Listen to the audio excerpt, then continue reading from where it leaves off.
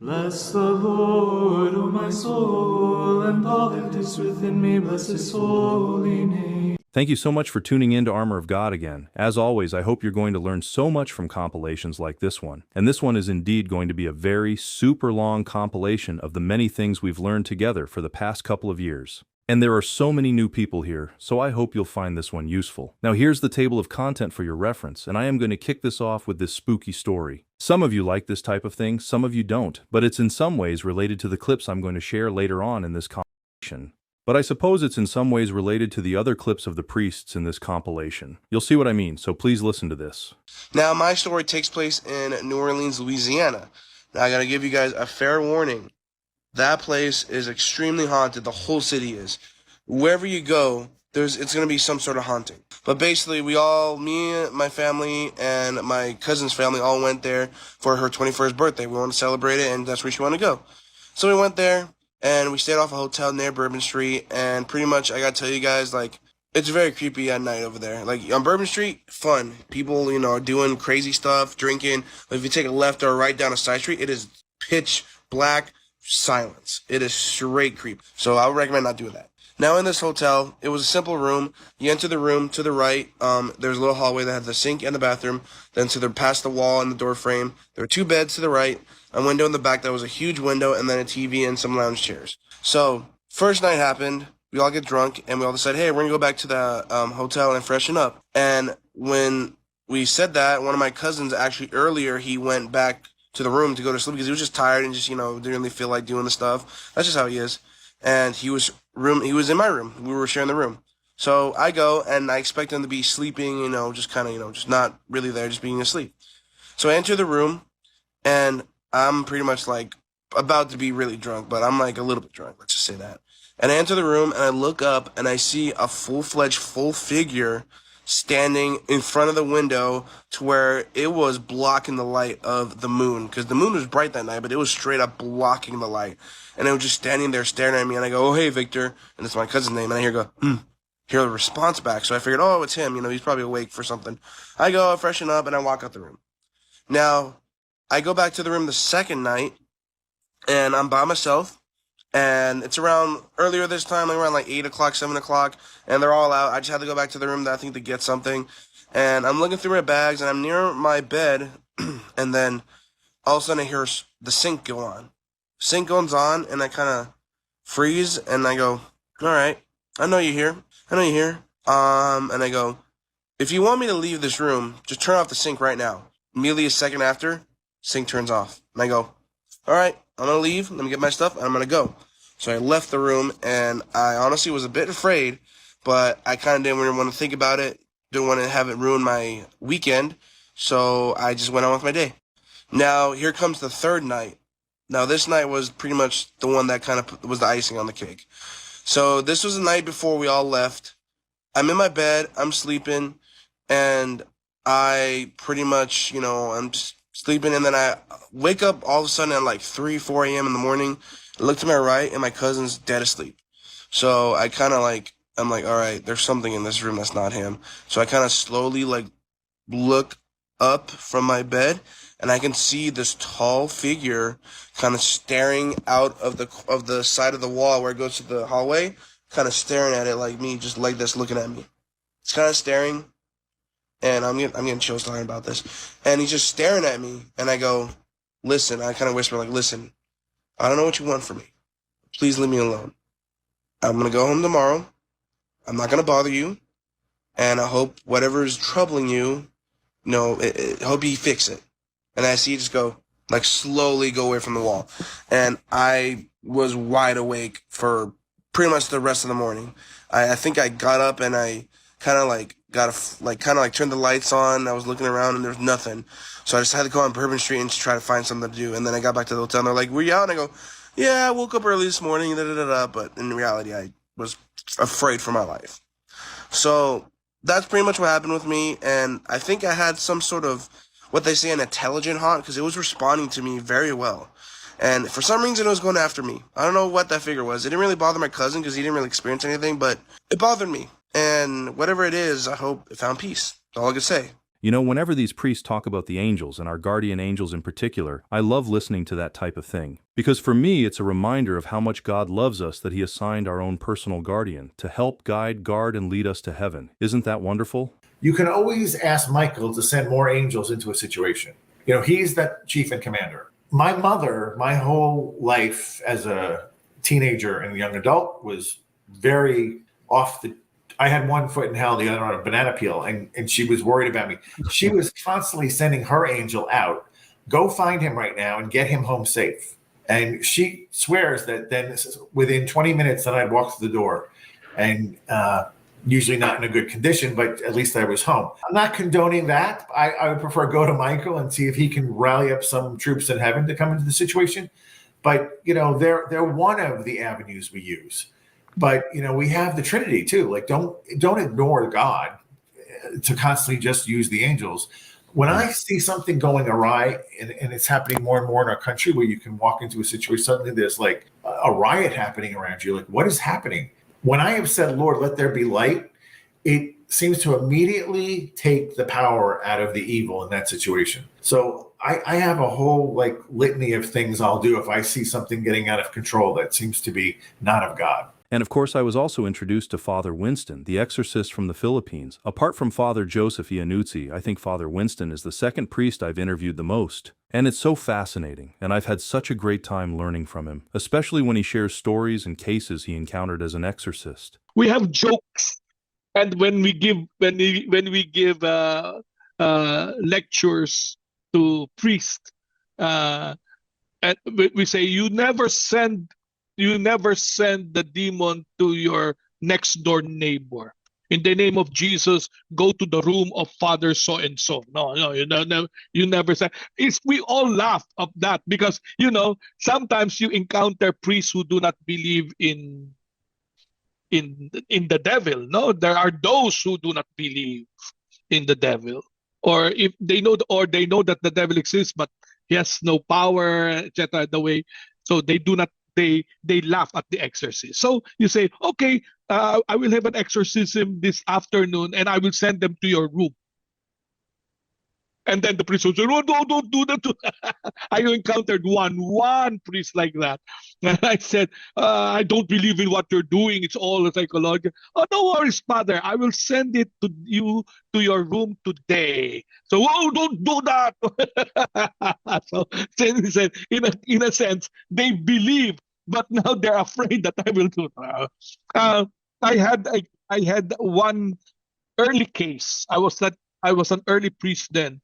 There were reporters because the case occurred in an area in Quezon City near our parish of Santo Domingo, and it's a poor place, and you know, it caught attention of the media, and there were reporters at that time, and they brought the person, the children. There were 5 children who were possessed because they played the spirit of the glass, the Ouija board. And it caught the attention of the media, and they all went to Santo Domingo, and I was the only priest there. And, you know, they wanted to take videos and pictures of everything that was happening. But I wanted the kids to be separated and only with the parents there, so that it's a private thing. No, it's not a spectacle. But the media said, "Oh, Father, this needs to be known by the people, etc., etc." Okay, this is what I'm going to do, because they don't want to go out. They don't want to leave. Okay, do you remember the story of Christ sending the demons to the pigs? Yes, Father. Okay, I will do that. I will send them to you. No, Father, please, don't. Okay. See? So the next time around, I prayed over the children, and the reporters were already there. Then, when the kids came out, because they saw the kids ashen. They were manifesting, and they were all ashen as if they're dead, in their color. So when the kids came out already fully alive, then, you know, they started to interview the parents, but the parents said, "Father just prayed over them, and that's it." That's it. That's how it is. It's not a spectacle. So, yeah, one of those things. But we never really, we only send them to the foot of the cross of the Lord Jesus.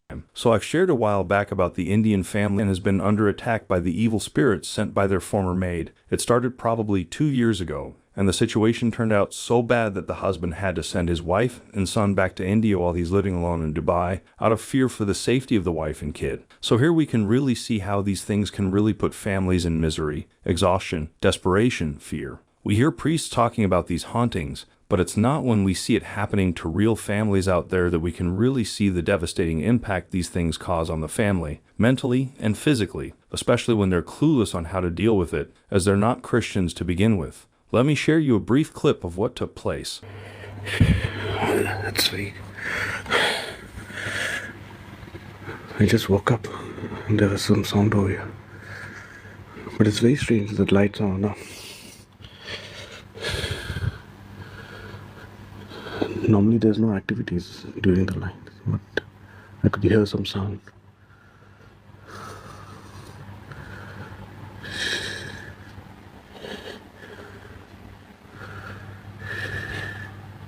Oh God.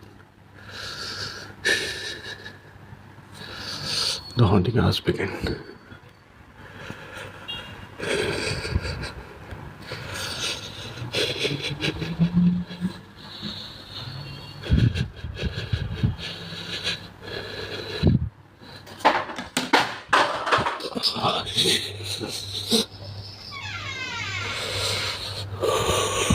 The door just opened.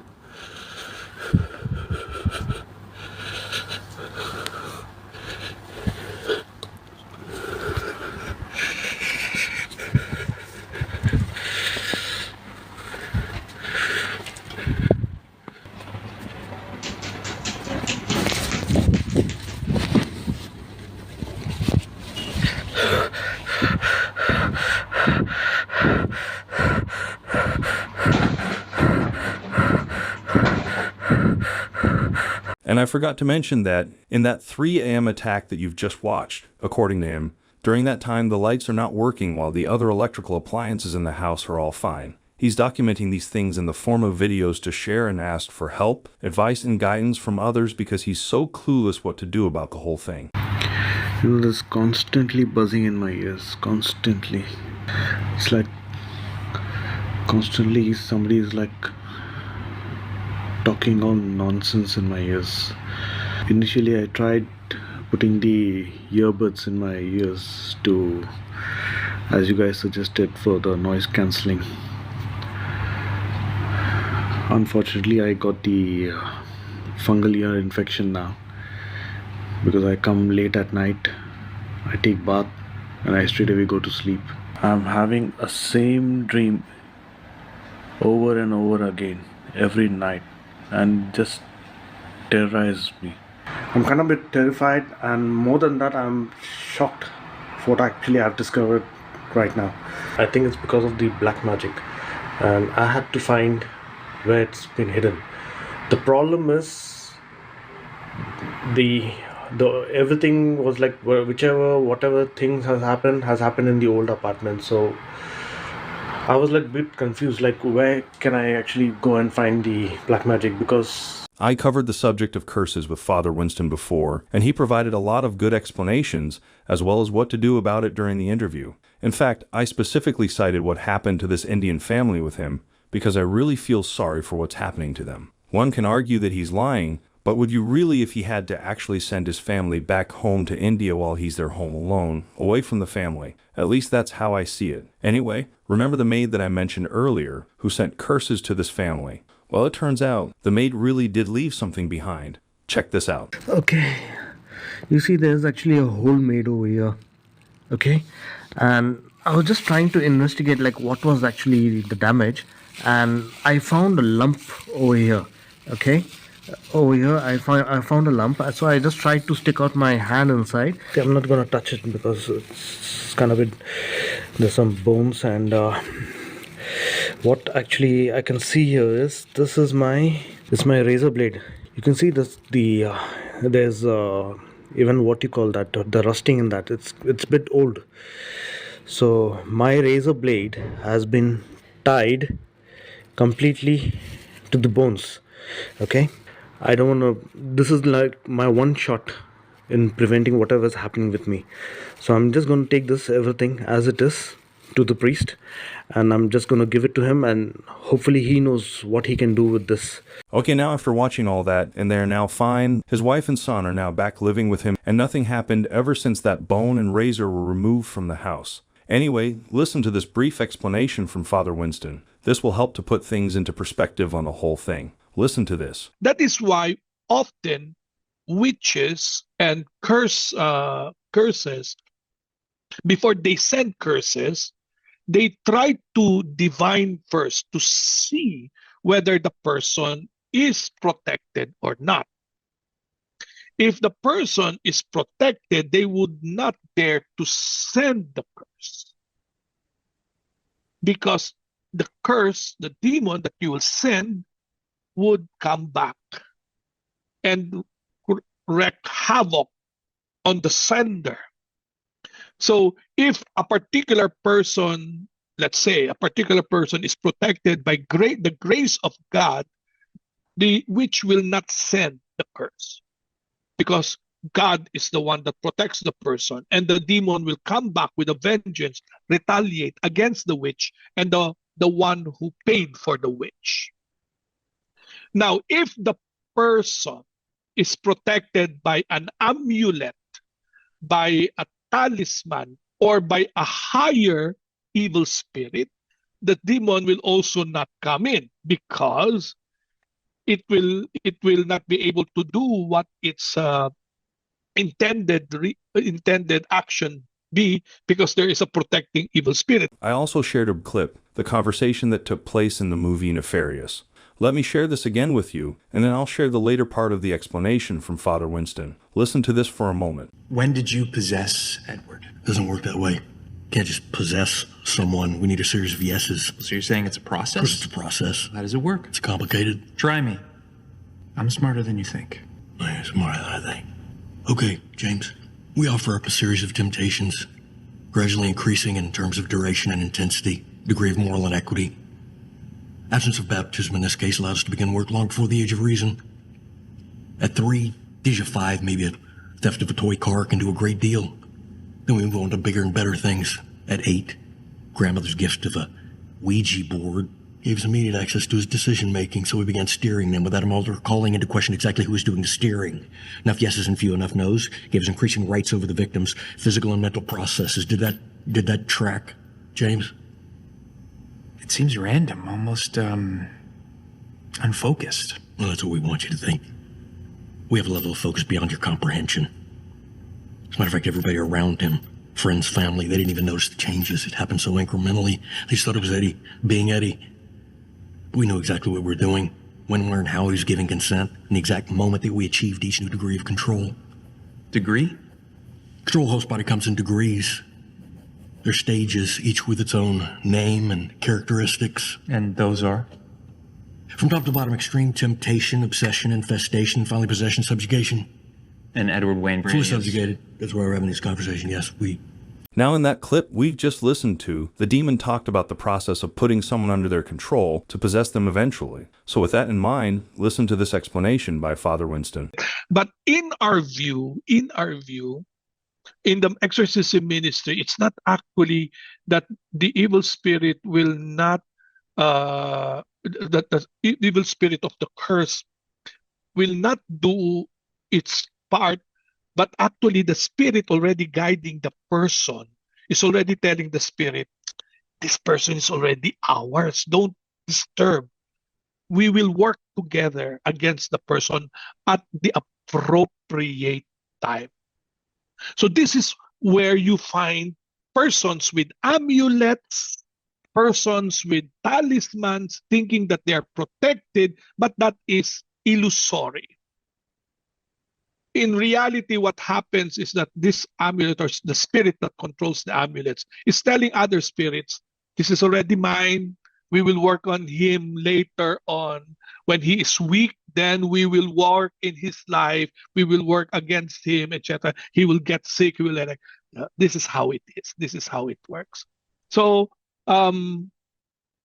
your question on why these amorous potions work, really, because the persons that are victimized by it have already spiritual openings. And once you have spiritual openings, you're able to send curses on that person. And I really love listening to Father Daniel Reehil on Radio Maria. For me personally, I love listening to him more because of his views and opinions on the world today, just like this one. So this Antichrist system, it's already begun to be set up in this world.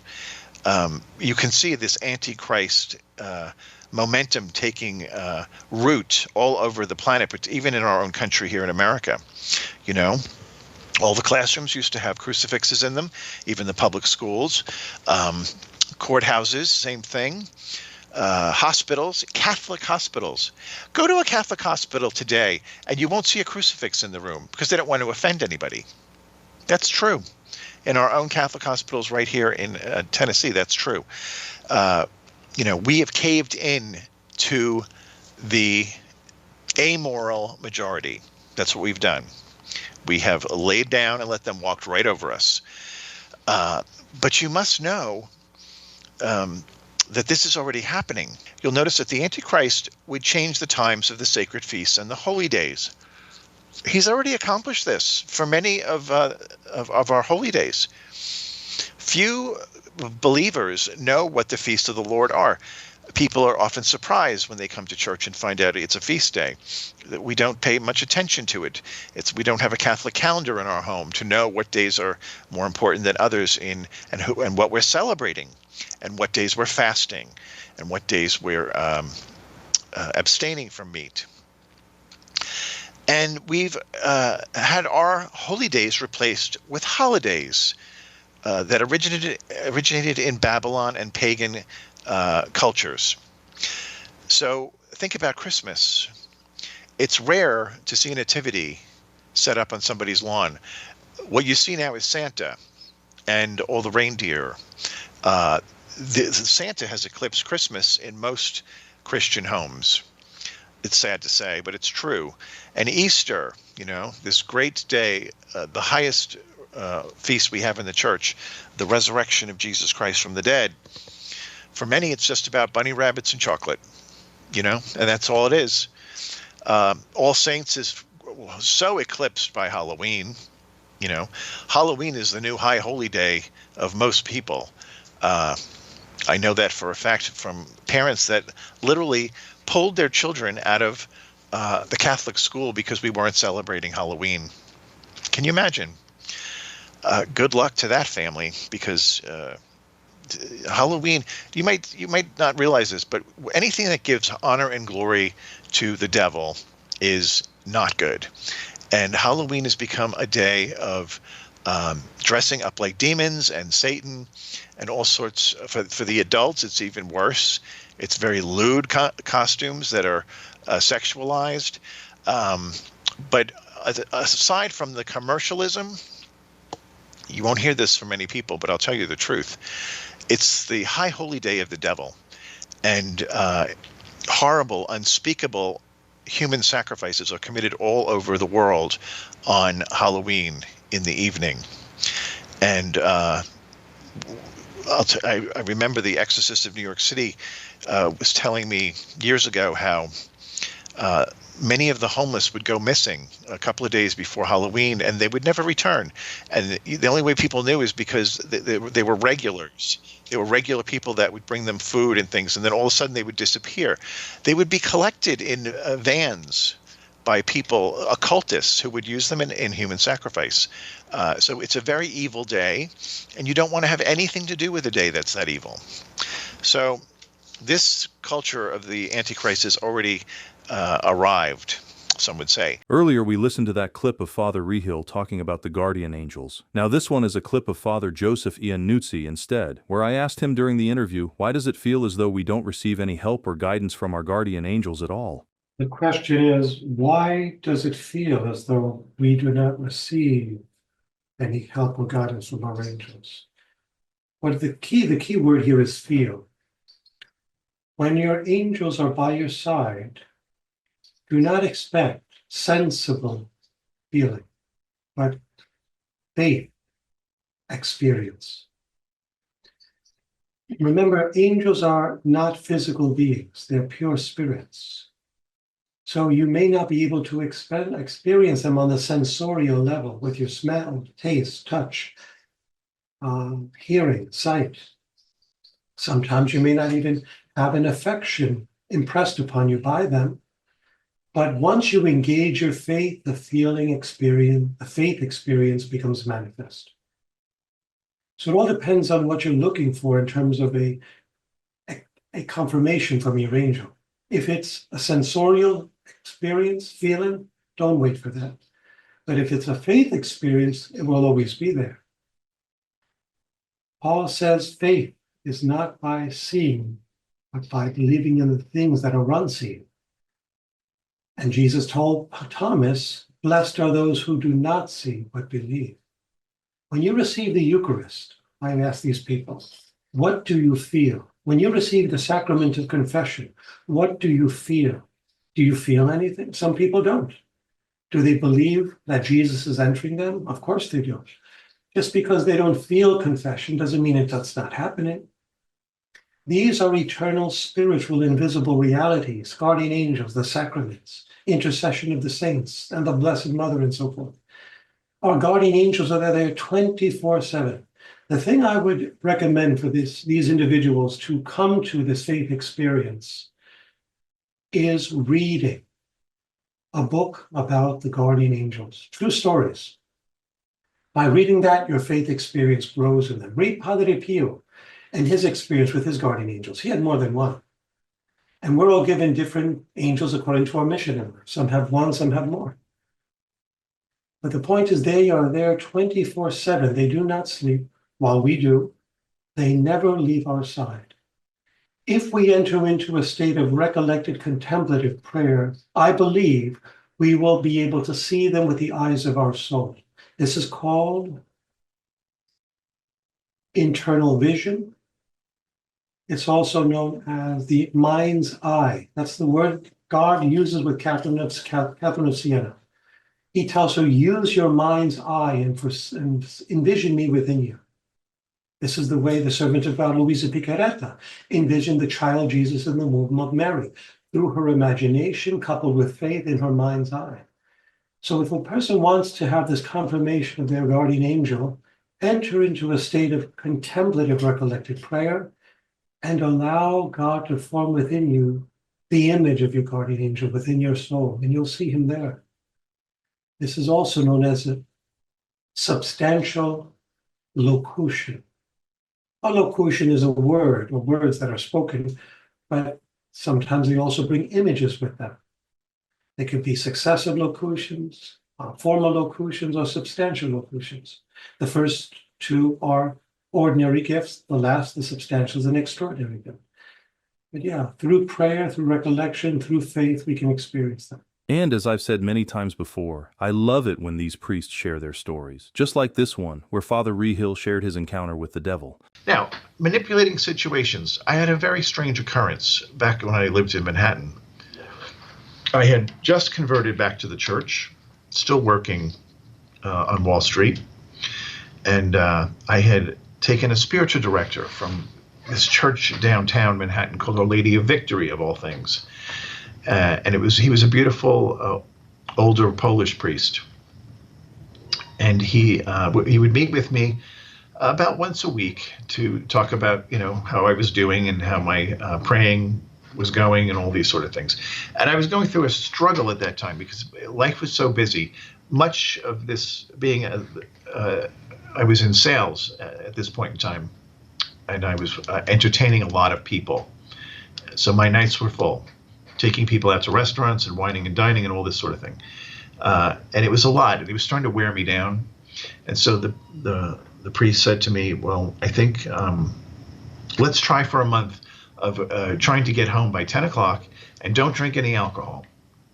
order a Perrier or something during the meal, and this will help try to balance your life a little. I said, okay, we both agree this was a good plan. It's about 11 in the morning. I remember it wasn't even lunchtime.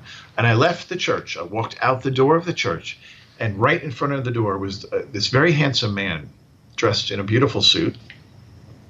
Looked like he walked off the cover of GQ magazine. And he smiled at me. I thought it was odd because he was just standing there. And I turned to walk back to my office, and he started following me. And he grabbed me by the arm, which, let me tell you, in New York City, nobody grabs anybody by the arm or you get a fist in your face. It was a very strange thing. And he said, come with me. Let's go get a drink. And literally the hair on my neck stood up because I thought that is so weird. I just came out of the spiritual direction and agreed to not do this. And plus it's the morning. And I said, get away from me. And I immediately turned in the another direction to head back to where I lived, which was very close, 4 blocks away. And he followed me the whole way. And when I went through the doors of my lobby and I looked back, he was just staring at me laughing. And I knew who it was. It was him, the father of lies. He was trying to derail me, and he was setting up circumstances to really let me know he had his sights on me. Strange encounter. Happened once more in Miami, but that's another day. We can go into that. There's another priest that I've come to know, and someone I call a friend, and a priest that I ask for spiritual direction from, Father Francis Tiso. Unfortunately, interviews with the lesser-known priests like Father Francis Tiso is not really popular, because he's not as well known as the other priests you see on social media. But for me personally, to really listen to their stories and their experience and their life stories, I have learned so much from priests like Father Francis here. I remember being in Tibet, and I'm meeting with these young monks. I think we were waiting for the bus, and we started talking, and I explained I'm a Catholic priest, and of course I saw what kind of monk they were and was telling them about some of the places I had visited. And then it was very interesting. They said, oh, we're so glad to meet a Catholic priest because we have some questions, all right? And so the first thing was that they said, when Jesus dies on the cross, that seems to us to be like a bodhisattva. All right. In other words, someone who gives his life for others, so that they had figured that much out. They had figured out that Jesus' death on the cross was a death for others, and there are stories of bodhisattvas, who gave of themselves in dramatic ways. So, that connects to a Buddhist story. But then they said, but there's another thing about Jesus that is very perplexing to us. And I said, what's that? He said, well, now, Jesus is the great teacher of the West, right? So they're thinking, geographically, right? So Jesus is the great teacher of the West. So was Jesus a materialist? Because the West is so materialistic, right?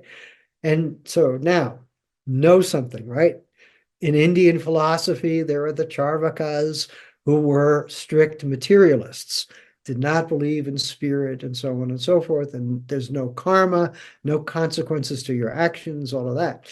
So they knew that philosophical tradition. So when they ask, is Jesus a materialist? They are partly referring to that, but they're also referring to something else. Communism. They said communism comes from the West, and it is pure materialism. We've learned about this from the Chinese Communist Party because we have to take courses in communist teachings, all right? So it says, is Jesus the source of this materialistic philosophy? All right? Now, that was a really interesting question, because it means that they're seeing, remember what I said before about the unity of civilization and the unity of the human race. So they're seeing the unity divided up into different great teachers, who have an impact even on a political level, all right?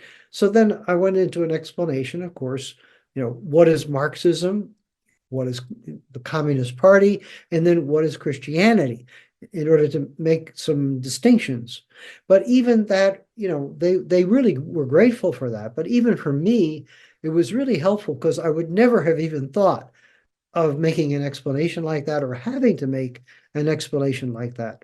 But seeing the the way that other people see your heritage, right, and your background and your culture, and trying to sort all that out is so rewarding. Because in the end, you first of all, you've cleared up a pretty serious level of confusion, but also you've come to understand how people see culture and history and the great movements, that change history. All right. And that kind of experience I've had many times with people in different parts of the world, where you sit down and you really look at things and hear, so that's how you guys see things. I'm sure some of you remember reading this news a few years ago. Well, according to Father Winston, something similar happened in the Philippines as well. Listen to this. Because it's not the first time they called the spirit. They called the spirit several times. So, it's calling the same spirit over and over again. So on the last, I think if I'm not mistaken, the third or the fourth time that they called on the same spirit, the spirit did not want to leave anymore. So the spirit said that it will not leave because you have been calling me. So I'll stay with you. So what they did when it started to move that way in the spirit of the glass, in the Ouija board, they were afraid. So what they did was just to turn the glass, so that thinking that the spirit will just evaporate, will just dissipate. But that is never the case. So it entered one of the youngest in the group.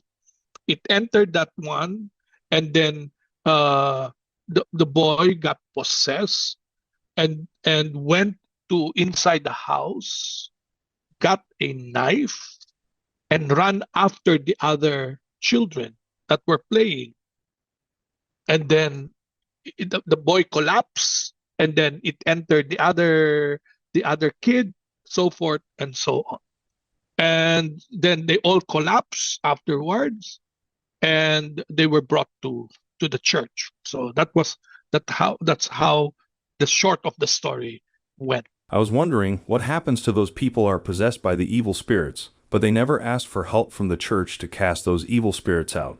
Will these people then continue to live with those evil spirits until the end, just like in the movie Nefarious? If and when they would come to a Catholic priest who happens to be an exorcist, then the exorcist knows what to do. In an ordinary situation with an ordinary Catholic priest, probably the priest would say some prayers and bless the kid, and it would be over. But if they did not go to a Catholic church or a Catholic priest or Catholic minister, and would the possession continue? In our experience, even with Catholics who were not brought to Catholic places, they were brought to the shamans, for example. It seems that the healing occurs. So when they're brought to the witch doctor, and the victims get healed. But is that a real healing? That is the question. Or the demon or the spirit just kept quiet until the next attack.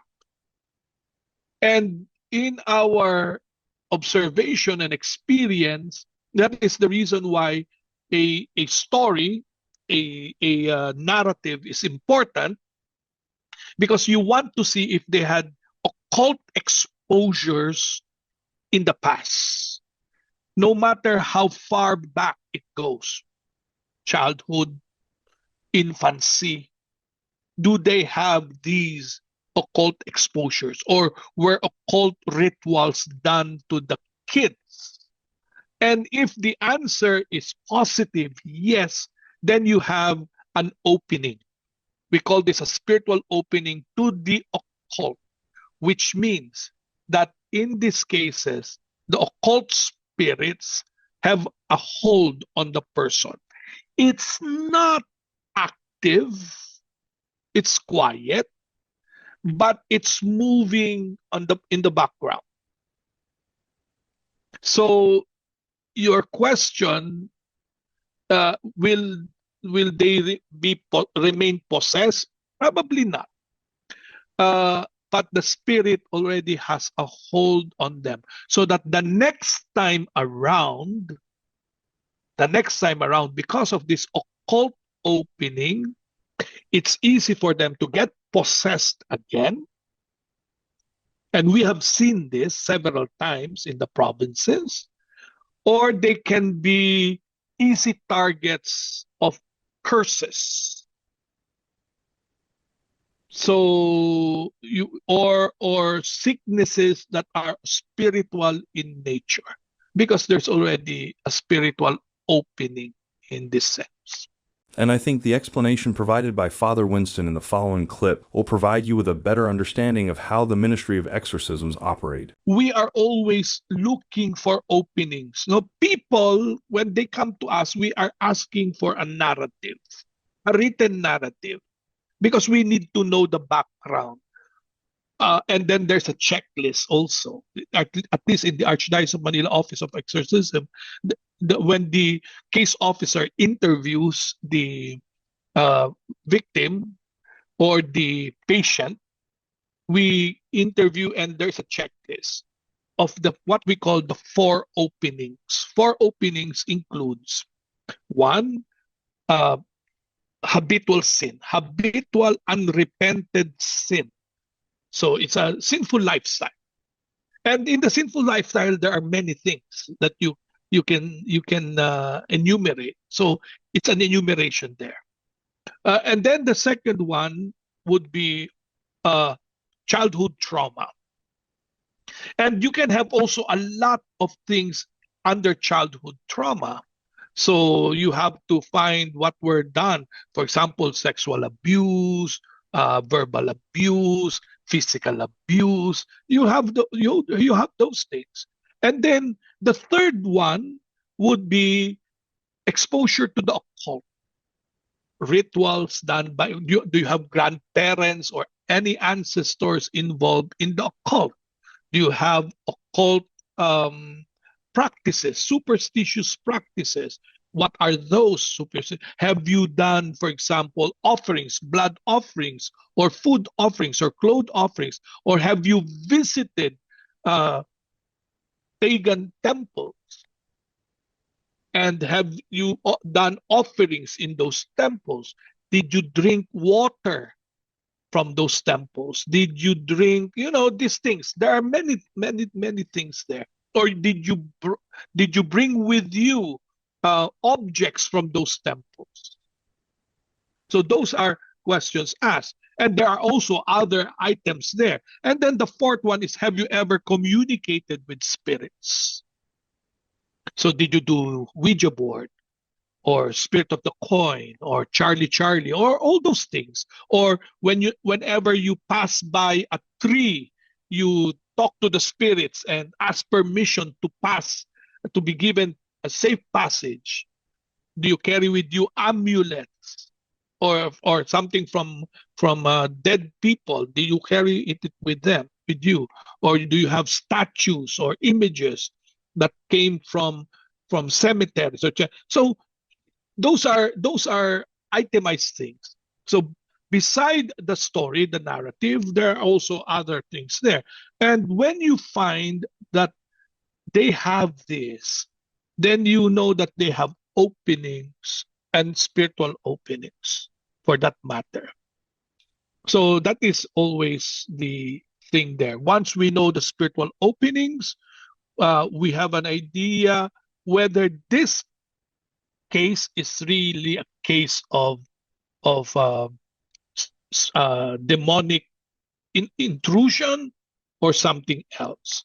If the case officer sees that this is a possibility, also there's a possibility of psychiatric and psychological as well, especially when it comes to traumas, then you ask the help of a psychiatrist and a psychologist and a counselor to address these issues, so that the spiritual part is taken care of by the ministry, and the physical part or the psychological, psychiatric part is being done by a professional practitioner.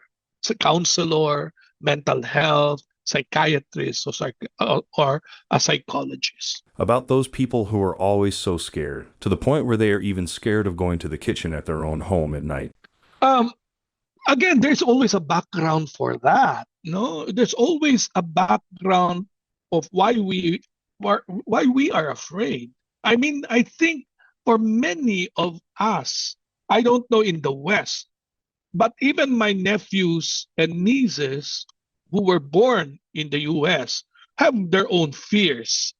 Even if they are never superstitious, they never grew up in a superstitious family, and they never have this experiences, right? So they are basically neutral, but they are afraid in entering certain places.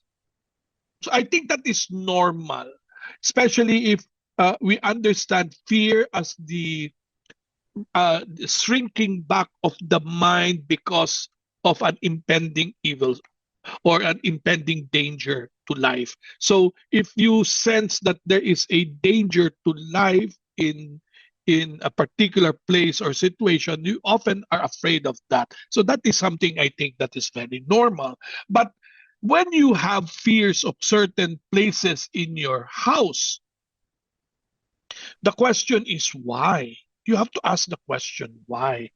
Did mommy or daddy or whoever, your nanny, have certain fears?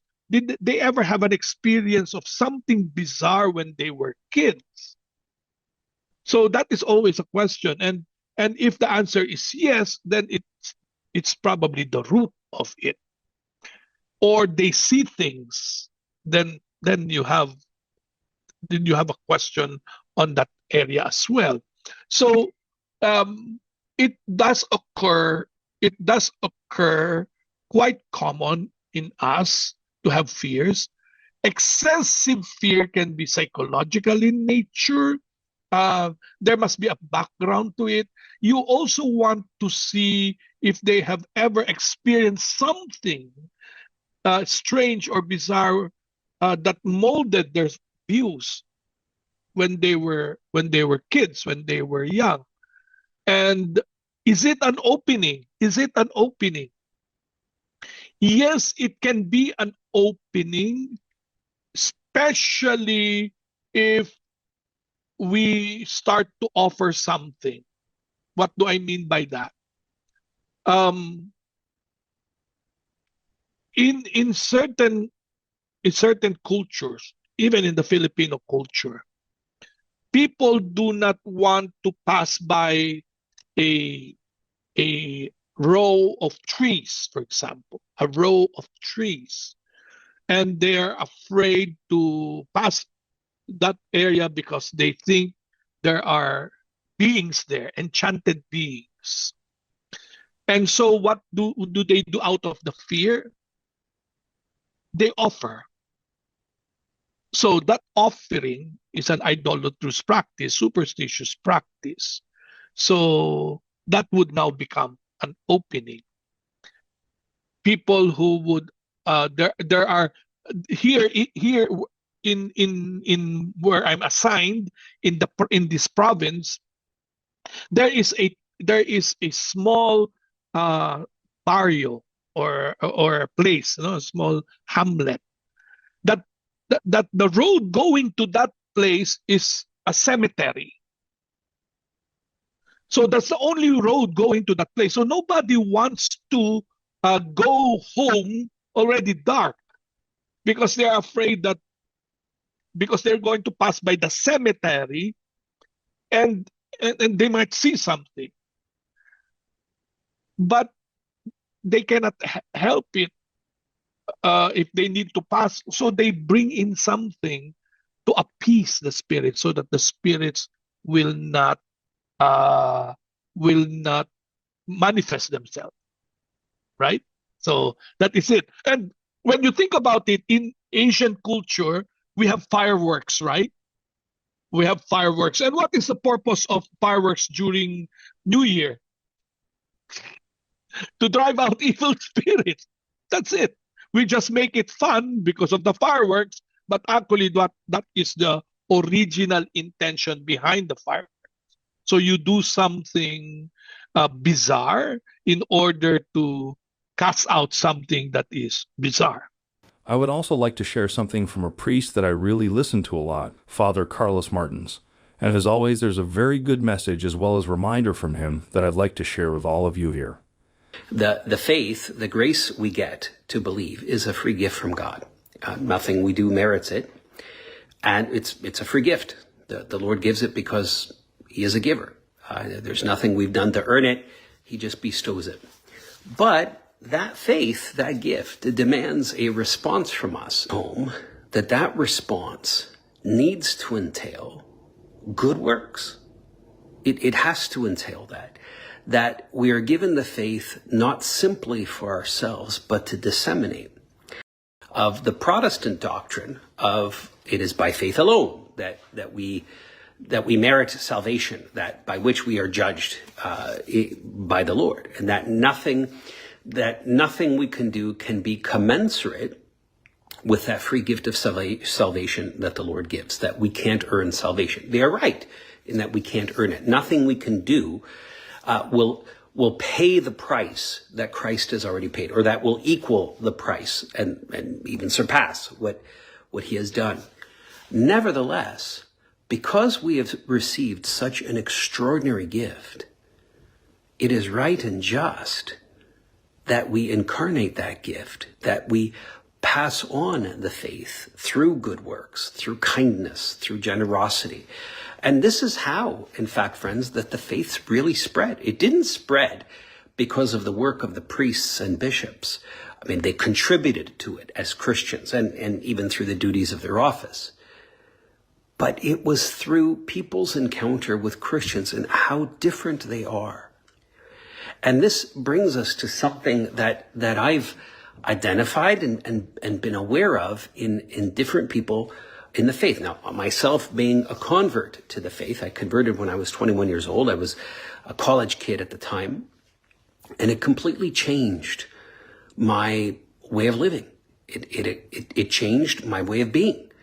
And the faith then became the center by which I lived my life and the lens through which I saw all of reality.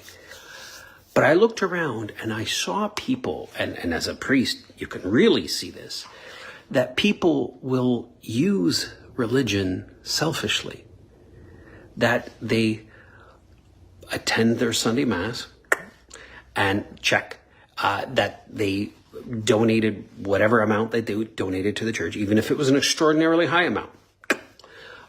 But the faith was a thing within their lives. It wasn't their lives. It wasn't that thing by which their life took on meaning. So God was in a box that you open on Sunday, or that you open at whatever discrete times you do. But it isn't something by which you center your life. And so, for example, they are never involved in any kind of promulgation of the faith, even to their neighbors. Right? Somebody can live next to you for 30, 40 years and never know that you are a Christian. There's something wrong with this. There's something wrong with this. And this kind of thing, I can only imagine, will be read out to us on Judgment Day, right? That you wasted this opportunity that the Lord gave you, right? How, like someone lived next to you 40 years, you never once invited them to Mass, that you don't know the first thing about their own belief in salvation. You might know if they're a good neighbor or not. They might be able to respond about your qualities as a neighbor, but you've never experienced one another in terms of your religious sentiments, the hope that you have for eternal life. So this kind of thing, and in fact, parish churches, heavens, 8% of the people do 92% of all of the work. And there's a number of folks who consistently receive, a whole lot of folks that consistently receive, but don't contribute, don't participate. And I understand that not everybody can, and especially not in every season of his or her life, because there are periods where, because of what you have going on, it's just, you have no time. Like you have to feed your family. You have a season where it's harvest time and you just don't have any time for anything else. But if those around us don't see our good works, there's something wrong with our faith. There's something wrong with us. There's something wrong with the way we live the faith. And that will come back to us on Judgment Day. All right, so friends, look for an opportunity to share the faith with those around you, and so that those around you experience a hope for salvation. Because I'll tell you this, someone who does not have God, and it doesn't matter who it is, that person is not happy. That person is not satisfied. And even if exteriorly they look so, and even if exteriorly they look like they don't have a care in the world, they have all the wealth they need, they have all the friends they need, they have all the toys they need, and so forth, there is a hollowness inside, and they are acutely aware of that, even if you are not. And so if they encounter in you something that transcends you and I, that gives them pause. And that is the greatest argument for the existence of God, because something will touch them that will awaken that pain. It may exacerbate that pain, but that's a good thing, because pain leads us to going to a physician, and the divine physician is the physician of our souls. And then I would also like to share something from Father Joseph Iannuzzi as well. The answer to a simple yet popular question, especially among the unbelievers. Why would a God that is all good allows evil in his creation? And listen to how Father Iannuzzi answers this question. And this is a mystery to the finite human mind. That is, why and how God could know that evil would emerge from what he creates and yet go ahead with the creation. Some people don't accept that a God who is all good can allow evil to emerge from his creation.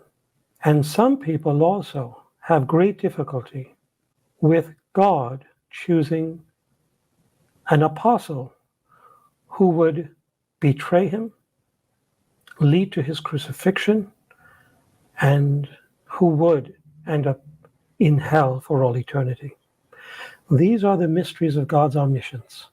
But we do know by faith that there is a reason, there is a rationality behind this. That is, God, who foresees all things, allows them because he sees how even evil that emerges from his creation works for a greater good for those who love him. See, that's the rationale. This is why God allows evil. So people who are scandalized by the fact that God, who is all good, can allow evil to emerge from his own creation and can choose an apostle who will turn against him, can be part of that divine plan that is all good. This is the mystery of God's omniscience. And Paul talks about this too. He says that all things work for the good of those who love Christ, who are called according to his purpose. As you know, I've shared Father Iannuzzi's explanation about what the church means by saying there's no salvation outside the church, which unfortunately a lot of people misunderstood its meaning. In any case, again, I'd like to continue further by sharing this clip of Father Iannuzzi. So to more, the scripture says, is to those whom more is given, more is demanded. To those whom less is given, less is demanded. So as Catholics, we are given the best of the best. We have the Pope. No other church in the world has a global leader inspired by the Holy Spirit with the charism alone of infallibility. No bishop possesses this. No other church has this magisterial universal teaching office. No other church has the 7 sacraments. Of course, the Orthodox do. God bless them. And they are our brothers. We and they, them, are 99% identical in doctrine. But what other church has these indulgences, right? Not even the Orthodox have these, even though they're our brothers. Even the Protestants don't have these, even though they too are our brothers, even though the Jews are our first brothers, you know? These indulgences that, like the Feast of Divine Mercy, the partial or plenary indulgence the Church accords one time a day, and the sacramentals. We have so much spiritual patrimony at our fingertips. So more is given to us than to them. And what did Jesus say about those who had more knowledge, but did not use that knowledge? He says in the Gospel, I think it's Luke 12, that one who does not know and does things deserving punishment will be beaten with few blows. But to one who knows and does things deserving of punishment, he will be beaten with more blows. It's Luke 12:48, meaning knowledge implies responsibility, moral behavior, and greater moral consciousness and rectitude of life. So if God chooses to now allow a child to be conceived and born in a Muslim family, in a Jewish family, in a Buddhist family, whatever it is, or in a Catholic family, he will expect of them moral behavior in conformity with that religion's demand, the religion in which they have not been asked to be born. God chose that. But he also gives them a conscience to seek the truth in the measure they are capable, with what resources are available to them. So we, in our ecumenical work of unity of churches, don't force people to take on the name Catholic. We introduce them little by little, with education, with knowledge, to embrace freely this fullness of the faith. So I am, quite frankly, irritated at individuals who are against ecumenism. Oh, they're eviscerating the Catholic faith. We cannot mingle with the Protestants or the Orthodox or the Jews or the Buddhists or the Muslims. No, we cannot do that. It's a danger to contaminating the faith. Is it really? Are we that immature? Are we that insecure that we will lose our faith or allow other people to eviscerate it simply by inviting them, sharing with them our knowledge of the truth? That's what Christianity is all about. Jesus invited us to go out to the four corners of the earth to preach the good news and baptize. In that order. Not baptize then preach, but preach, meaning educate progressively and then baptize. And I'm sure by now we've heard from Msgr Stephen Rossetti how hard it is to cast the spirit of divination out. Well, Father Winston also talked about it, so please listen to this one too. The nature of the demon of divination. What kind of demon is a demon of divination? The demon of divination is a lying spirit. And it is also a protected spirit by other evil spirits, because this demon keeps the spiritual door wide open for other iniquitous spirits to come in. It's a protected spirit. So pag a person is already deep into the occult and with an open third eye, the other spirits that would come in to that person to influence that person would protect the spirit of divination so that the spirit will not be expelled. The entry of the spirit of divination in a person opens the door for other malignant spirits to afflict the human being, because the spirit of divination is the doorkeeper. And in demonology and angelology, the occult spirit of divination is the doorkeeper. Bondage with the spirit of divination. Any spirit sensed or seen by those possessing the occult third eye will only communicate with fallen spirits, the preternatural realm, and never of the supernatural realm from God.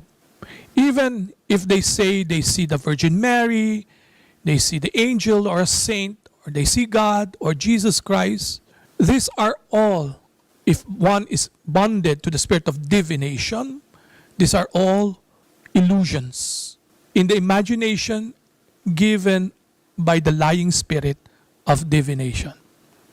The stronger the power of divination, the deeper the bondage, and the harder the deliverance. And here is what I told you earlier about what happened during the exorcism. Typical manifestations during the exorcism of the spirit of divination. This is what we have observed.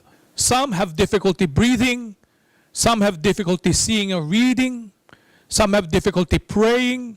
Some have severe headache, neck ache, stomach ache, and the feeling of crawling insects, especially on the limbs, eyes turning red, sensation of being strangled, sensation in their eyes of being stung, and piercing feeling in parts of the body, especially if the person is under a curse. You feel the piercing feeling in parts of the body. And depending on how well developed and open is the third eye, other senses may also experience discomfort. They hear noises during the prayers, voices, images in the imagination, ghastly apparitions, and sense of helplessness, sadness, despair, anger, hatred, fear, horror, depending on what of the senses were most affected by the power of the occult third eye. In some cases, during the anointing with holy oil, especially the oil of catechumen or exorcise blessed oil, the afflicted might scream as if in terrible pain. And in cases where the afflicted has listened to demonic voices and instructions, the use of the Sanctus bells will cause strong reactions.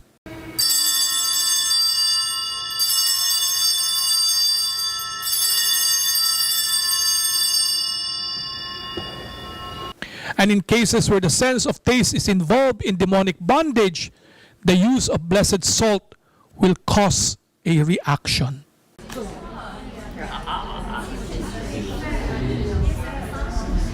Goes from like a dark forest and comes later to she would kind of take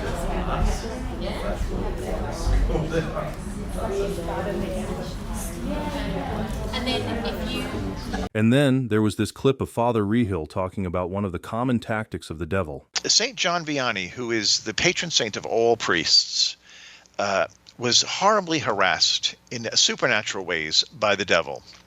He would come at night when he would go to bed, and he would drag chains through the house, waking him up and creating noise and slamming doors so that he couldn't get a good night's rest. He constantly was disturbing him, so he couldn't get a good night's rest. So he would wake up tired and have difficulty celebrating Mass, have difficulty hearing confessions, have difficulty doing all the things that he was called to do. So this is a common tactic.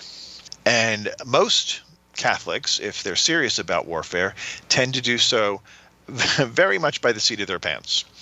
Because for many people, this is a scary topic, and they don't want to intentionally get into battles with demons. And I see no fault in that. But you can't shy away from the responsibilities you have as a Catholic. For many people, spiritual warfare is like occasionally confronting a bully on the playground, like in elementary school. You're aware of the event, but are never aware of the long game of warfare. And strategic warfare is a concept that's foreign to most people. So unfortunately, the enemy is quite familiar with strategic warfare, and in fact, that's the only game he plays.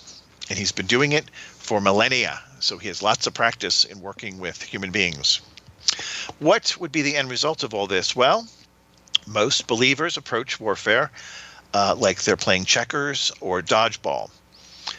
Satan is always playing chess, and he's always, 14 steps ahead in his plotting. So we have to be relying on the wisdom of God. God is way ahead of Satan, so we can depend on what he asks us to do to be the right cause of action to take. We've also listened to a lot of priests talking about those people who worship the devil. One such clip was this one. Satanism is the adoration, the worship of the devil. That is what Satanism is. And actually is not as ancient as we may think. The Satanism as we know it is from the 17th century. It started in France with a woman that she actually started doing what we call the black masses.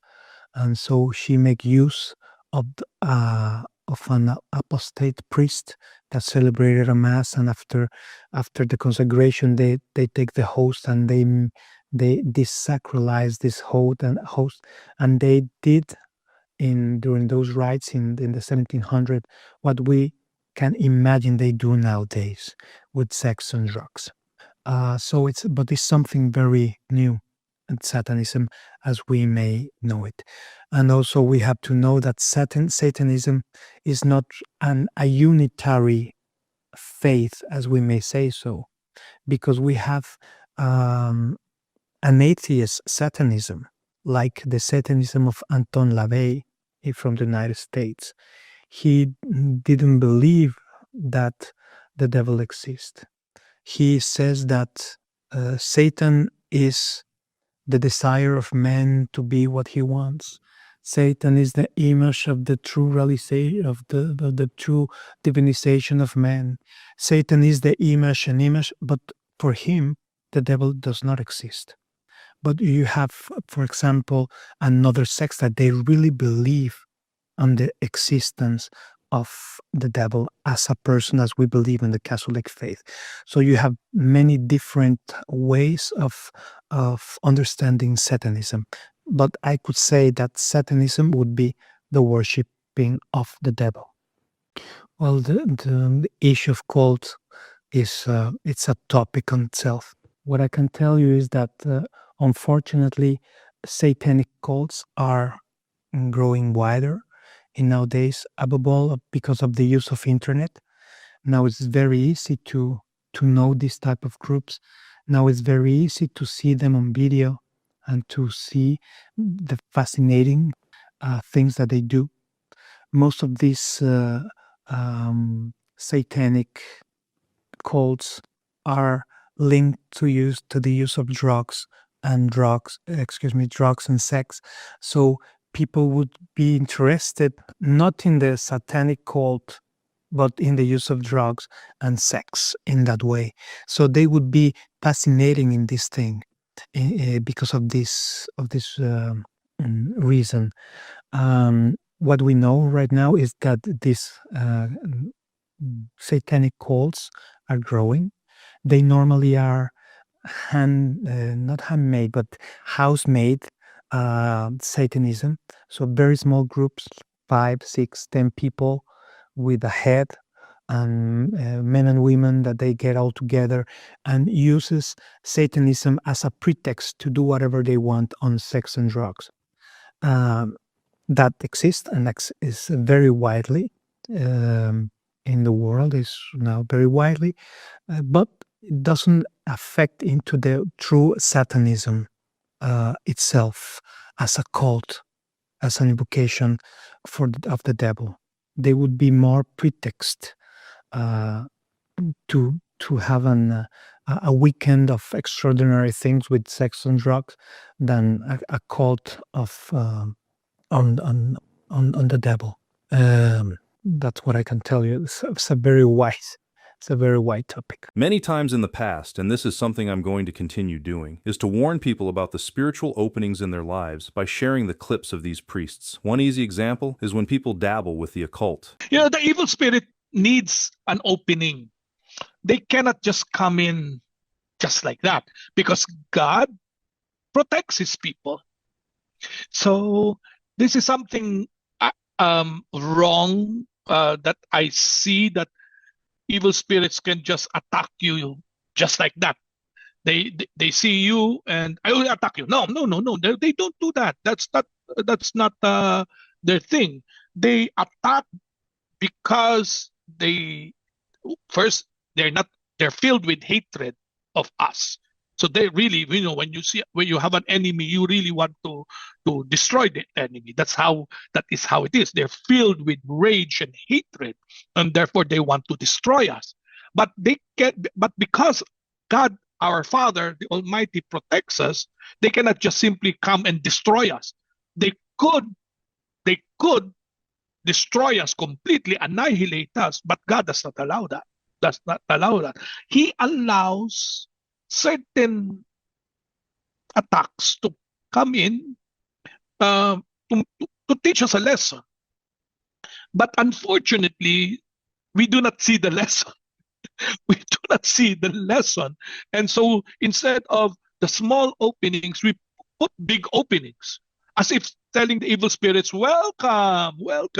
So that's how they come and attack us. Now, when you say, for example, the amount of effort that they they exert, you just pause and say, why would they do that? Why would they do that? And the answer becomes really very simple. Because every soul is precious in the eyes of God. Every soul is precious in the eyes of God. And therefore, if they can bring down a soul to hell, or they can bring down a soul to curse God, they have done their part. Remember the story of Job? The story of Job? It's that.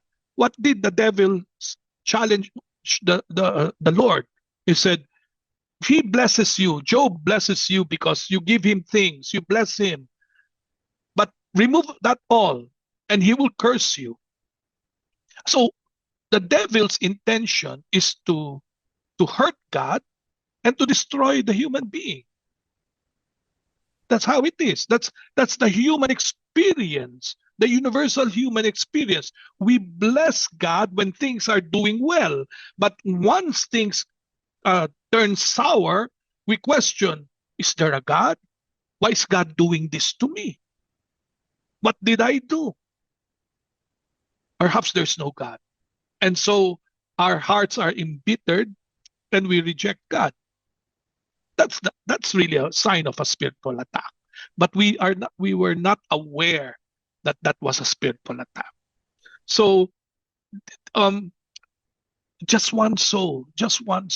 If the Gospels tells us there is so great, according to our Savior, there's great happiness in heaven for one sinner to repent. There's already great rejoicing in heaven for one sinner to repent. Put that in the negative. Then if one soul goes to hell, then there is rejoicing in hell because they brought down a beloved of God. And that is the reason why the Lord wants to protect us. But He cannot protect us if we do not want to be protected by Him. So imagine a Catholic, loved by God, saved by Christ, goes to an occult practitioner or practices things contrary to the faith. Then it's a rejection. So the devil, the devil laughs and says, oh, see, you see, this creature that you have saved rejects you. This creature that you want to protect and you love so much rejects you. So that's it. So imagine, Clive, as I always have observed, why would priests be targeted by evil spirits? Why would exorcists be targeted by evil spirits? Because if you are able to destroy the priest, then you're able to bring down many to hell. So this scandal in the church, what did it bring us? So many turned their back on the church. Why would we listen to the priests? They're pedophiles, they're immorals, they're hypocrites. You see, you because of those sins, the Christian faithful now has lost faith in the ministers of the church. Now, put that in the domestic level. You destroy husband, you destroy wife, you destroy mother, you destroy father. So what will happen to the children? You destroy the children. Eventually, you destroy the children. So the children now will become adults. They will want to have a family, their own, and have someone to love. They find someone, but because they are wounded from within, it's so easy for the evil one to tempt them to self-destruction. So it's a circle of sin and evil over and over again. And our Lord Jesus Christ precisely came to break that, to destroy the works of the devil. But in destroying the works of the devil, he needs our yes, our constant yes to him. And so imagine a Christian that who is baptized, but does not pray, or has a spiritual life that is infantile, and a prayer life that is only used if they need something, but otherwise they do not pray. So easy to be attacked. The next clip is a clip of Msgr Stephen Rossetti, and someone asked a very interesting question, actually. Listen to this. Can we be attacked by praying for someone who continues to practice the occult? Lots of questions like that. In other words, if I do something, I say prayers, am I opening myself up to an attack?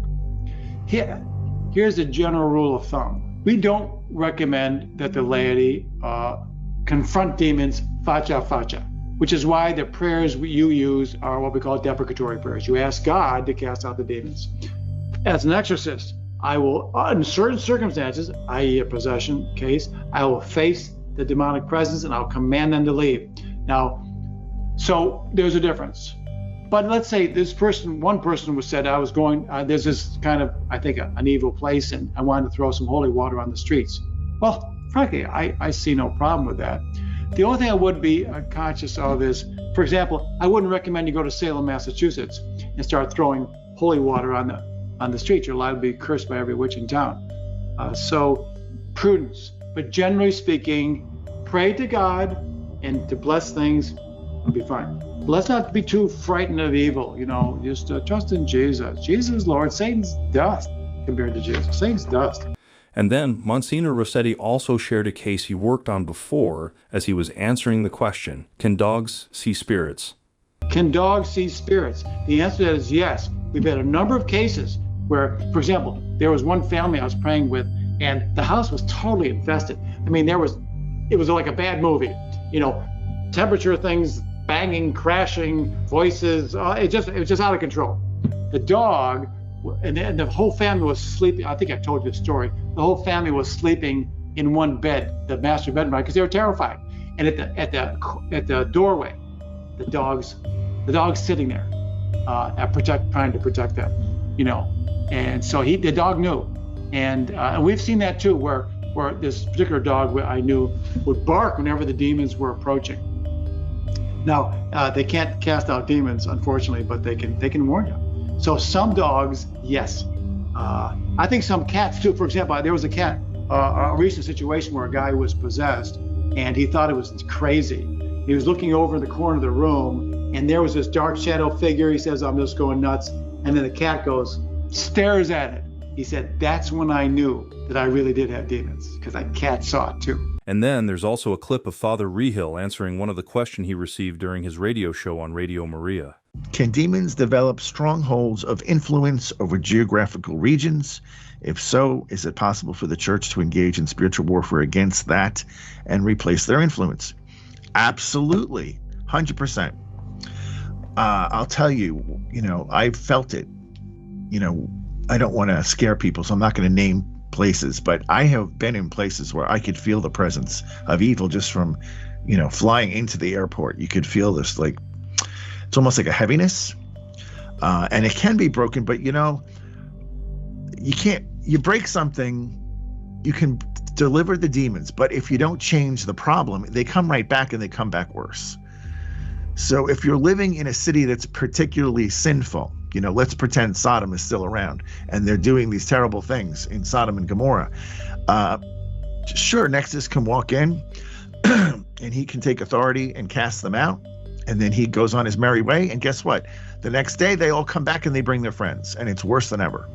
So you have to change the problem in addition to casting out the demons. So there's always an issue that's allowing them. They have a legal right to be there. They have a legal right to be there. They're lawyers. No offense to lawyers out there, but that's what they're. They're very legalistic. They know their limits and they go right up to them. So if you're committing all these horrible sins, a whole town is doing this, creating these big problems. Until you stop doing that, you really can't stop the demons from in occupying a space. They know they're allowed to be there by virtue of the sinful behavior. I'm sorry for the background music. It was not something originally planned and was done to test if it's okay to include background music. Anyway, this time it's going to be a clip of Father Carlos Martins. So there is a connection with water and demons. Absolutely. That's scriptural, and it's also empirical. We encounter that all the time.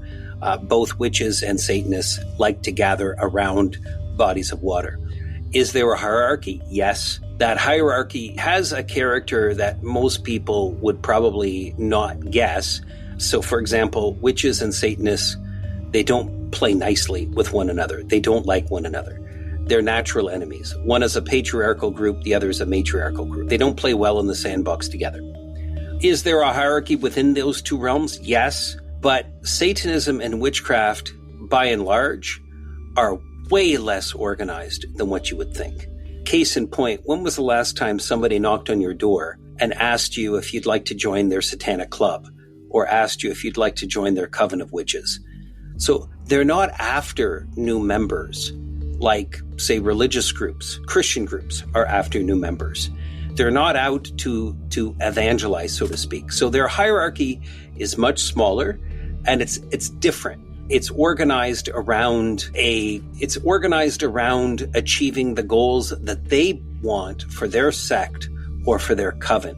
They're not out to convert the world to be satanic or to be Wiccan, for example. So that part is, in order to understand those realms, we've got to dispel that. The last couple of clips here will be clips of Father Daniel Reehil. As I said earlier, I love listening to him because he always shares his reflection on the state of the world today, and not holding back with his words either. You know, when we think about the culture and everything that's happening in these days we live, I feel so bad for the kids, because the kids, they're never seeing what used to be. They're just being raised in the chaos.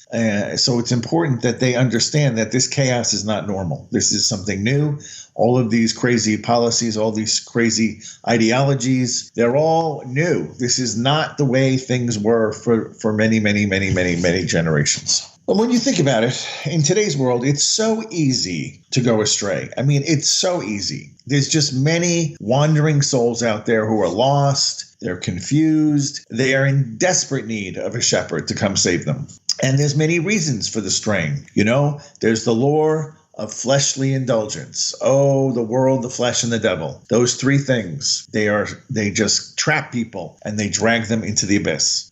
Today, you know, it's hard to look at anything without sins against purity, because the world is so boldly embracing immodesty. You know, immodesty is, just to put it lightly, it's just blazing almost pornography, the things that people put on. You know, I'm lucky. I go to a gym that has Christian principles, and you have to sign a contract when you go to that gym that states you will not wear clothing that is provocative. And the men, they can only take their shirts off in the back room, which is called the jungle, which has no air conditioning. So that room goes up, you know, over 100 degrees, and you sweat like crazy back there. Not my favorite room, because all these sweaty, gross, topless men are sweating all over the benches and the apparatus. And then you have to come along, and then I wear a shirt. So my shirt's absorbing all their gross sweat. Not a fan, but I digress. You know, other places, even out on the street, there's just people roaming around. The invention of the yoga pant is one of the greatest scourges against humanity.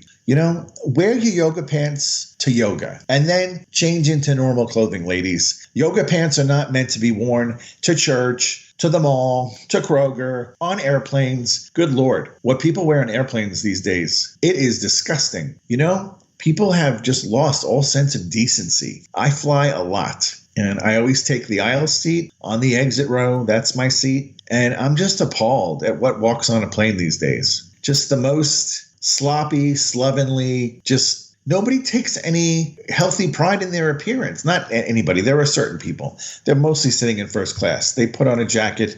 They have a pair of loafers and trousers. The ladies are wearing, blouses and slacks. But you look around the rest of the plane, and it's just total chaos and mayhem. I don't know when that became a thing, to just put on your pajamas and go fly. It's a weird thing. But at least they're clothed. But some people come on with very little clothing, and this is the problem with the culture. They think this is some way attractive. If you're leading men to have lustful thoughts, then you are the near occasion of sin, and that's terrible. That a person would be a near occasion of sin. So please get dressed, put on decent clothing.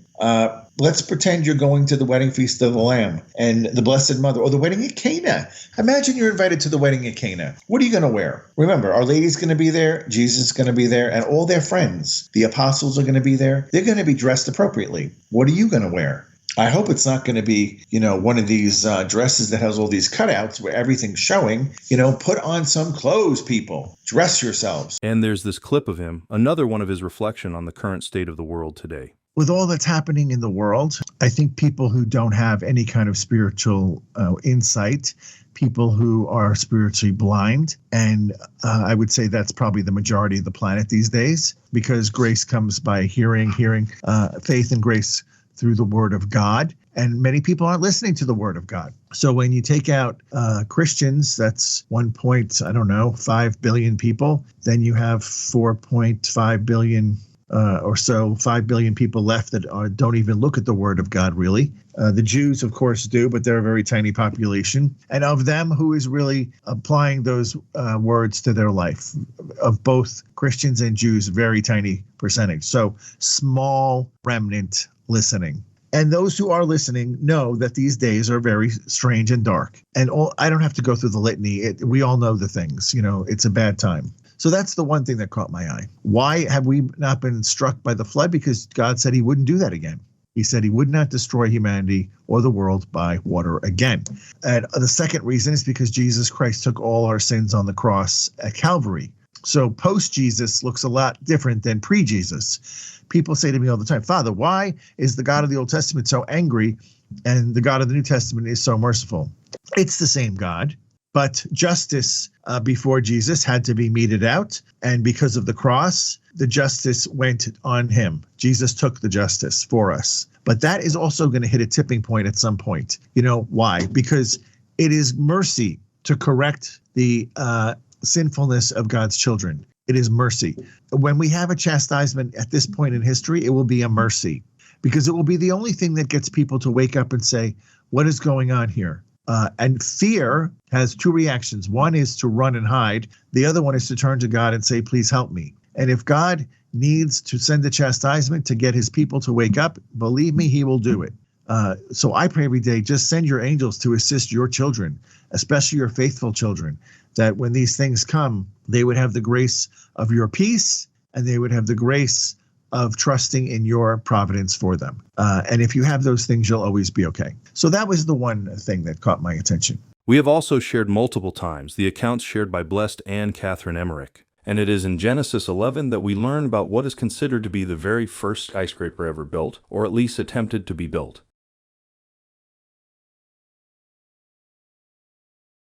The building of the Tower of Babel was the work of pride. The builders aimed at constructing something according to their own ideas and thus resist the guidance of God. When the children of Noah had become very numerous, the proudest and most experienced among them met to resolve upon the execution of some work so great and so strong as to be the wonder of all ages to come and cause the builders to be spoken of as the most skillful, the most powerful of men. They thought not of God, they sought only their own glory. Had it been otherwise, as I was distinctly told, God would have allowed their undertaking to succeed. The children of Shem took no active part in the work. They dwelt in a level country where palm trees and similar choice fruit grow. They were, however, obliged to contribute something toward the building, for they did not dwell so far distant at that period as they did later. The Tower of Babel was built upon rising ground, about 2 leagues in circumference, around which lay an extensive plain covered with fields, gardens, and trees. To the foundations of the tower, that is up to its first story, 25 very broad stone walks led from all sides of the plain. 25 tribes were engaged in the building, and each tribe had its own road to the tower. Off in the distance, where these roads began, each tribe had its own particular city, that in time of danger or attack they might flee to the tower for shelter. The tower was intended likewise to serve as a temple for their idolatrous worship. The stone roads were, where they took their rise in the plain, tolerably far apart. But around the tower they lay so close that the intervening spaces were not greater than the breadth of a wide street. Before reaching the tower, they were connected by cross arches, and between every two there opened a gateway about 10 feet wide into its base. When these gently inclined roads had reached a certain height, they were pierced by single arcades. Near the tower the arcades were double, one above the other, so that through them one could make the circuit of the building even around the lowest part under all the roads. Above the arches that connected the inclined roads were walks or streets running horizontally around the tower. Those gently rising roads extended like the roots of a tree. They were designed in part as supporting counterpillars to strengthen the foundation of the immense building, and partly as roads for the conveyance from all points of building materials and other loads to the first story of the tower. Between these extended bases were encampments upon substructures of stone. In many places, the tops of the tents rose above the roads that ran through them. From every encampment, steps cut in the walls led up to the walks. One could go all around the tower, through the encampments and arches, and under the stone roads. Besides the occupants of the encampments, there were others who lived in the vaults and spaces on either side of the stone roads. In and around the whole building swarmed innumerable living beings. It was like a huge anthill. Countless elephants, asses, and camels toiled up and down the roads with their heavy burdens. Although these burdens were far broader than the animals themselves, yet several could, with ease, pass one another on the roads. On them were halting places for feeding and unloading the animals, also tents on the level spaces and even factories. I saw animals without a guide bearing their burdens up and down. The gateways in the basement of the tower led into a labyrinth of halls, passages, and chambers. From this lower part of the tower, one could mount by steps cut out on all sides. The interior at this point consisted of cellars, immense and secure, covered chambers, and passages. The building was begun on all sides at once. All tended to one central point, where at first stood a large encampment. They used tiles, also immense hewed stones, which they hauled to the site. The surface of the walks was quite white, and it glistened in the sun. At a distance, the sight it presented was wonderful. The tower was planned most skillfully. I was told that it would have been finished and would now be standing as a magnificent monument of human skill had it been erected to the honor of God. But the builders thought not of God. Their work was the offspring of presumption. The names of those that had contributed to the grandeur and magnificence of the building were inscribed with words of praise in the vaults and on the pillars, in the former by means of different colored stones, and on the latter in large characters. There were no kings, but only the heads of the different families, and they ruled according to common counsel. The stones employed in the building were skillfully wrought. They fitted into one another, held one another together. There were no raised figures on the building, but many parts of it were inlaid with colored stones, and here and there were figures hewn in niches. Canals and cisterns were constructed for water supplies. All lent a helping hand. Even the women trod the clay with their feet. The men worked with breast and arms bare, the most distinguished wearing a little cap with a button. Even in very early times, women kept the head covered. The building so increased in bulk and height that on account of the shade it cast, it was quite cold on one side, while on the other the reflection of the sun's rays made it very hot. For 30 years, the work went on. They were at the second story. They had already encircled and walled in the interior with tower-like columns, had already recorded their names and races thereon in colored stones when the confusion broke forth. I saw one sent by God, Melchizedek, going around among the leaders and the masters of the building. He called upon them to account for their conduct, and he announced to them the chastisement of God. And now began the confusion.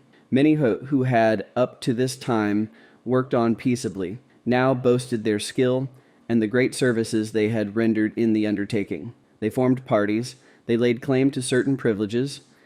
This occasioned contradictions, animosities, and rebellion. There were at first only 2 tribes among the disaffected, and these, it was resolved, should be put down. But soon it was discovered that disunion existed among all. They struggled among themselves, they slew one another, they could no longer make themselves understood by one another, and so at last they separated and scattered over the whole earth. When in my childhood I had the vision of the building of the tower, I used to reject it because I could not understand it. I had, of course, seen nothing like it, no buildings but our farmhouses and the city of Coesfeld. More than once I thought it must be heaven, but I had the vision again and again, and always in the same way I see it still, and I have also seen how it looked in Job's time. One of the chief leaders in the tower building was Nimrod. He was afterward honored as a deity under the name of Belus. He was the founder of the race that honored Derceto and Semiramis as goddesses. He built Babylon out of the stones of the tower, and Semiramis greatly embellished it.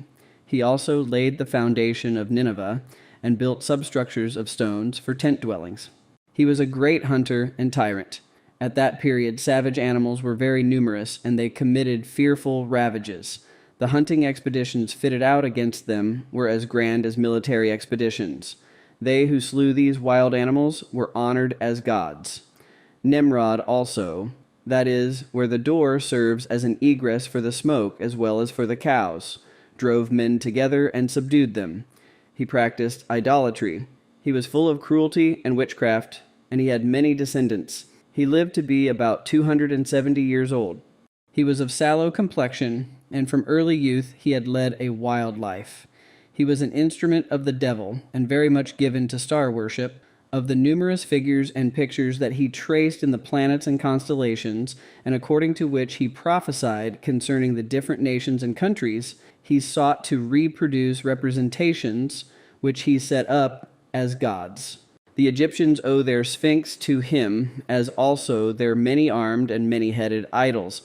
For 70 years, Nimrod busied himself with the histories of these idols, with ceremonial details relative to their worship and the sacrifices to be offered them, also with the forming of the pagan priesthood. By his diabolical wisdom and power, he had subjected the races that he led to the building of the tower. When the confusion of tongues arose, many of those tribes broke away from him, and the wildest of them followed Mizraim into Egypt. Nimrod built Babylon, subjected the country around, and laid the foundation of the Babylonian Empire. Among his numerous children were Ninus and Derceto. The last mentioned was honored as a goddess. From Derceto to Semiramis, I saw 3 generations of daughters. Derceto was a tall, powerful woman. I saw her clothed in skins with numerous straps and animals' tails hanging about her. Her head was covered by a cap made of the feathers of birds. I saw her with a great train of followers, male and female, sallying forth from the neighborhood of Babylon. She was constantly in vision or engaged in prophesying, offering sacrifice, founding cities, or roving about. She and her followers drove before them scattered tribes with their herds, prophesied on the subject of good dwelling places, piled up stones, some of which were immense, offered sacrifice, and practiced all kinds of wickedness. She drew all to herself. She was sometimes here, sometimes there. She was everywhere honored. She had in her old age a daughter who played a part similar to her own. I saw this vision in a plain by which was signified the origin of the abomination. Lastly, I saw Derceto as a frightful old woman in a city by the sea. She was again carrying on her sorcery by the seashore. She was in a state of diabolical ecstasy, and she was proclaiming to her people that she must die for them, give her life for them. She told them that she could remain with them no longer, but that she would be transformed into a fish, and as such be always near them. She gave directions for the worship to be paid her, and in presence of the assembled multitude, plunged into the sea. Soon after, a fish arose above the waves, and the people saluted it with sacrifices and abominations of all kinds. Their divinations were full of mysteries, signs, etc., connected with water. Through Derceto's instrumentality, an entire system of idolatry arose.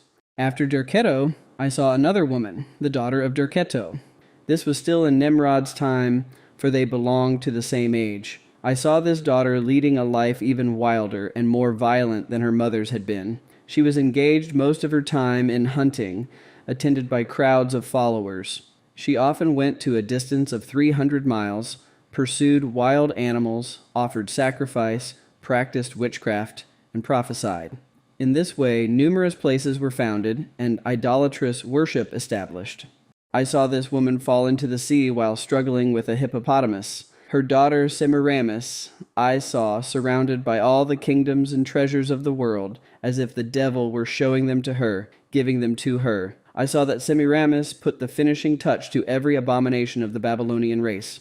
In the earliest times, power over others was held more peaceably and was vested in many. Later on, unlimited jurisdiction was possessed by single individuals. These latter then became the leaders, the gods of their followers, and they formulated various systems of idolatrous worship, each according to his own ideas. They could also perform wonders of skill, valor, and invention, for they were full of the spirit of darkness.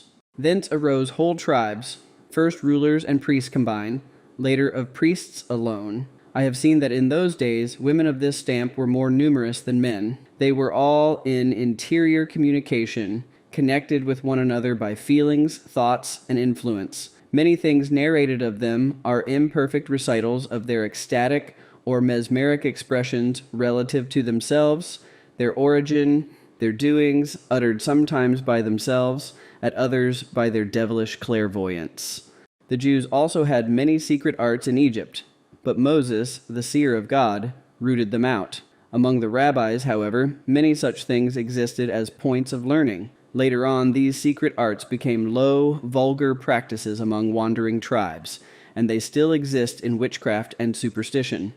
But they have all sprung from the same tree of corruption, from the same low kingdom of darkness. I see the visions of all that engage in such practices either just above or entirely under the earth. There is an element of the same in magnetism. Water was held specially sacred by those early idolaters. It entered into all their service. Whether divinations or ecstasies, they always began by a gazing into water. They had ponds consecrated to that purpose. After some time, their ecstatic state became habitual, and even without the aid of water, they had their evil visions. I have seen the way in which they had those visions, and it was indeed singular. The whole earth with all that it contained seemed to be once more under water, but veiled as in a dark sphere. I saw that those enchantresses beheld all that was going on, wars, nations, perils, etc., just as is done at the present day, only with this difference that the former put what they saw into effect, made good what they saw. Here was a nation to be subdued, here one to be taken by surprise, there a city to be built. Here were famous men and women, and there was the plan by which they might be outwitted. In fine, every item of their diabolical worship was seen before reduced to practice by those females. Derceto saw in vision that she should cast herself into the sea and be transformed into a fish, and what she saw she hesitated not to carry into effect. Even the abominations practiced in their worship were all mirrored in the water before they put them into execution. In the age in which Derceto's daughter lived, dikes and roads began to be constructed. She raided down into Egypt itself. Her whole life was one series of movings and hunting expeditions. Her adherents belonged to the tribe that had plundered Job in Arabia. The diabolical worship of Derceto's people became systematized first in Egypt. Here it took such hold that while the witches sat in the temples and in chambers on strange-looking seats before various kinds of mirrors, their visions, communicated while actually seen, were reported by the priests to hundreds of men who engraved them upon the stone walls of caverns. Strange that I should see all those abominable chief instruments of darkness always in unconscious communion with one another. I saw similar actions and things going on in different places among similar instruments of the evil one. The only difference among them was that which arose from the diversity of manners and customs among the several nations and the different degrees of depravity into which they had fallen. Some had not as yet sunk so deep in these abominations, and were not so far removed from the truth. Those, for instance, from whom the family of Abraham and the races of Job and the 3 kings sprang, as also the star worshippers of Chaldea, and they that had the shining star.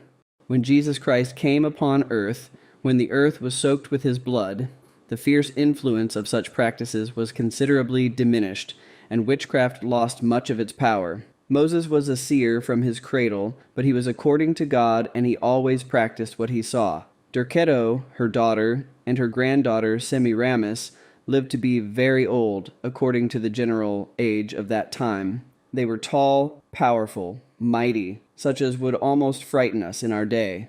They were inconceivably bold, fierce, shameless, and they carried out with astonishing assurance whatever the evil one had shown them in vision. They felt their own power, they thought themselves divinities.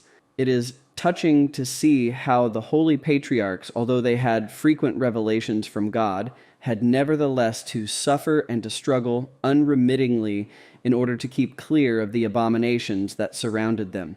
And again, is it affecting to remember in what secret, what painful ways salvation at last came upon earth, while all went well with demonolatry, while all things were made to subserve its interests. When I saw all this, the immense influence exercised by those goddesses and the high worship they received over all the earth, and on the other side, when I contemplated Mary's little band with whose symbolical picture in the cloud of Elias the philosophers of Cyprus sought to couple their lying abominations, when I saw Jesus, the fulfillment of all promises, poor and patient, standing before them, teaching, and afterward going to meet his cross, that made me inexpressibly sad. But after all, this is the history of the truth, and the light ever shining in the darkness, and the darkness not comprehending it. And so it has been, and so it is still, the same old story, even down to our own day. But the mercy of God is infinite.